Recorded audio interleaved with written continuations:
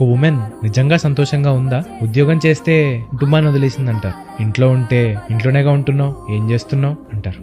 నచ్చిన బట్టలు వేసుకుంటే జడ్జ్ చేసేవాడు ఒకడు, కొంచెం గట్టిగా మాట్లాడితే జడ్జ్ చేసేవాడు ఇంకో. ఉమెన్ ని ప్రతి స్టేజ్ లో జడ్జ్ చేస్తూనే ఉంటారు. చిన్నప్పటి నుంచే పద్ధతులు సాంప్రదాయాలని తన చుట్టూ గోడ కట్టేస్తారు. పిల్లలు పుట్టిన తర్వాత పిల్లల తిండి, వాళ్ళ భవిష్యత్తు, భర్త సంతోషం అంటూ గడిపేస్తుంటారు. నువ్వు సంతోషంగా ఉన్నావా అంటే మీ సంతోషమే నా సంతోషం అంటూ సర్దేసుకుంటారు. వైఫ్ కేం కోరికలుంటాయండి? ప్రేమగా భర్త ముందు కూర్చుని కాసేపు మాట్లాడితే చాలు. చిన్న చిన్న ఆనందాలన్నీ. ఎప్పుడైనా మీ వైఫ్ ని షాపింగ్ కి తీసుకెళ్లారా?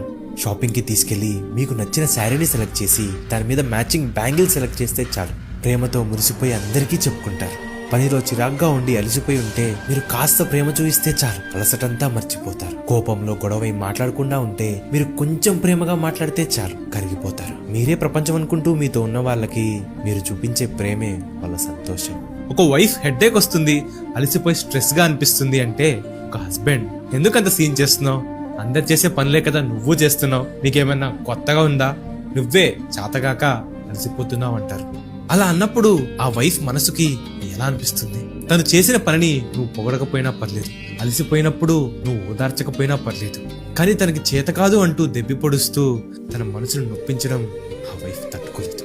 నీకు చేతనైతే అంత పని ఎందుకు చేయాలి అంటూ ప్రేమ కోపం నటించు, లేదా జాగ్రత్తగా ఉండు అని ఒక చిన్న మాట వదిలే, అంతే. ఆ ప్రేమ మనసు కరిగిపోతుంది.